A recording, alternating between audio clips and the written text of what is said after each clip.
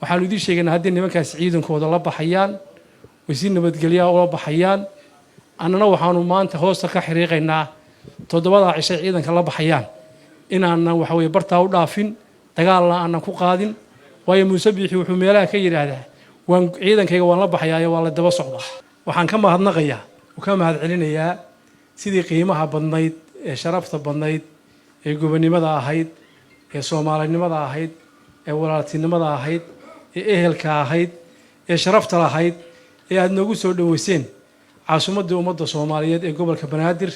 ee aydunu kala hadhin hadday salaadiin tahay dooba baa la yiri iyo haddii ay cuqaal tahay iyo haddii ay siyaasiyiin tahay iyo haddii ay wasiiro tahay iyo haddii ay xildhibaano tahay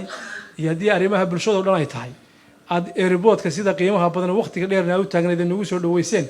aad iyo aad baan idinka mahadcelinaynaa waad ku mahadsantihiin waa mid inaga wada dhaxaysay waa mid ay dhaqan Soomaaliyeed ah waa mid waxa weeye sidii la arki jiray runtii waxyaalaha cajiibka waxa kamid ah lama arag wafti intay yimaadaan nimanka Westernka ee madaxweynayaasha iyo nimanka iyagu dhiilasha waaweyn ku jira ee waxay waqtigooda iska kooban yahay marka laga reebo wafti dhaqan oo intay 4 galabnimo soo galeen maqribkiina madaxweynaha la kulmay taariikhda ma dhixin taasi waxayna tusaysaa sharafta iyo qiimaha noloo hayo iyo sida loo danaynayo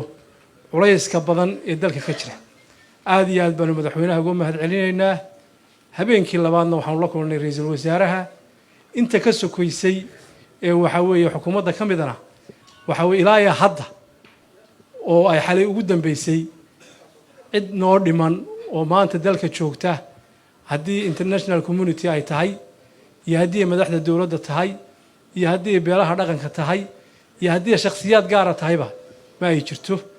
runtii waxa weeye maanta waxa ka dhacay caasimadda Soomaaliyeed arin mucjiso oo taariikhi ah oo aanan marnaba aanan ilaawi karin aad iyo aadna weyd ka mahadcelinaynaa ugaasku wafti u ballaaran uu waday oo dhaqana laascaanood bay noogu yimaadeen waxay soo arkeen oo indhooda ku soo arkeen xaaladda meesha ka jirta hargeysana waa tageen kullu iyagana jawaabtooda waynu sugi doonaa haddii aan la idmo waxaan hoosta ka xariiqayaa oo ummadda Soomaaliyeed u sheegayaa waxa la hadalku way iska badan yahay in wixii aan u nimi caasimadda ummadda Soomaaliyeed ee madaxweynuhu aabaha u ahaa in ay si gobonimo leh oo sharaf leh oo karaamo leh ay noogu soo dhamaatay laga bilaabo hadeerna wax xamar naga yaala aanay jirin ee wixii aan u sii joognaa ay tahay wax anaga gaarno ah taana ummadda Soomaaliyeed banu sheegay anagu nabad ma diidanin Soomaalina horena way sulaysay ilaahayna waxaanu ka baryaynaa inaan dib u sulayn colaada maanta ehelkayaga na dhex martay iyo dadkaan isku deegaanka nahay annagu waxa weeye nabadeeda ma diidanin laakiin marka gurigaaga lagu jiro oo gurigaaga dhexdiisa lagu soo duulo oo waxa weeye lagu qabsado annagu intaanaan dhibaato waxa weeye dagaal aanan qaadin culimadaanu weydiinay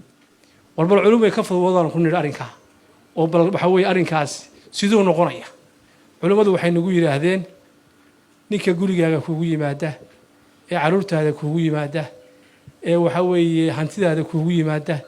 ee deegaanka ilaahay adiga kugu abaaray kugu yimaada ee kugu la dagaalama haddii aadan iska celin dayuus baan noqonaysa taasaan anagu qiilkaasaanu haysanaa cidna kuma aanaan duulin isaaq iyo waxa weeye haddaan dhulbaahantanahay fuqashinina waanu is dhalay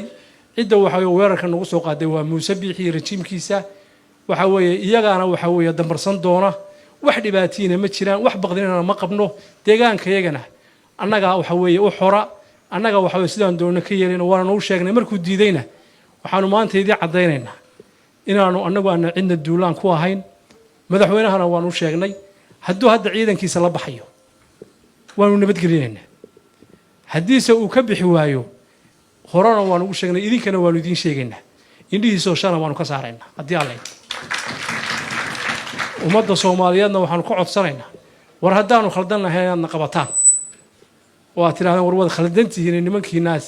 reer Sooliya sanaaga cayno gogashaa nabadda ku soo fadhiisto waa laydinka gardaran waad gardarantiina fadhiista oo niman reer waqooyi aad tihiin reer waqooyi wax la qaybsada oo aadna garaysaan waanu qaadanaynaa haddiina naga gardaran yahayna waxa weeye xaq waxaan u leenahay in waxa weeye gardarrada farta lagu fiiqo annagu isku kalsooni badan baanu qabnaa xamarna waxaan u nimi waa ummadda Soomaaliyeed inay nala arkaan oo haddaanu gardarannahayna ay waxa weeye ayna qabteen haddii aanu gar leenahay noo hiiliyaan hiil kalena uma baahnine annagu waxa weeye hiil kalena uma baahnine annagu annagaa is dhalo annagaa isku filan laakiin inaad ogaataan baan idin soo gaadhsiinay waxa weeye international community-gana waxa weeye warka way hayaan waxaan idiin sheegaynaa xaaladda Allah saxaanood ka jirta way dhamaanaysaa adduunkana taariikh baa ka haraysa waayo waxyaalo fara badan baa la soo maray marka ay dhamaatana taariikhun baa qurmaysa waxaan idiin sheegaynaa haddii nimankaas ciidankooda la baxayaan wasiir nabadgelyo oo la baxayaan annana waxaanu maanta hoosta ka xiriiqaynaa 7 cisho ciidanka la baxayaan inaanan waxa weeye bartaa u dhaafin dagaalna aanan ku qaadin waayo Muuse Biixi wuxuu meelaha ka yiraahdaa waan ciidankayga waan la baxayaa waa la daba socdaa waxaanu cadeynaynaa oo maanta aanu ka dhex cadeynaynaa bulshaweyntii mutulood dhexdooda mutulood inaanan daba kacayn weerar ku qaadin la dagaalamin haddii ciidankiisa la baxayo haddii uu la bixi waayana isagoo waxa weeye dhib fara badan iyo dhaawac fara badan aanan raalli ka ahayn ay gaadheen ayuu ka bixi doonaa waxa weeye aad iyo aad baan idin salaamayaa aad iyo aad baad u mahadsantihiin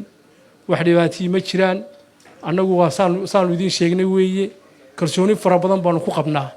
cid allaah iyo ciddii deegaanka ee ku soo duusha ee aan nagala tashan ee aan wax naga weydiin ee taladeedaad ku soconaysaan inaanay guul ka gaadhayn markii horena tala aanu raalli ka nahay bay ku joogeen haddeerna tala aanu raalli nahay bay kaga baxayaan wasalaamu calaykum waraxmatullaahi wabarakaatu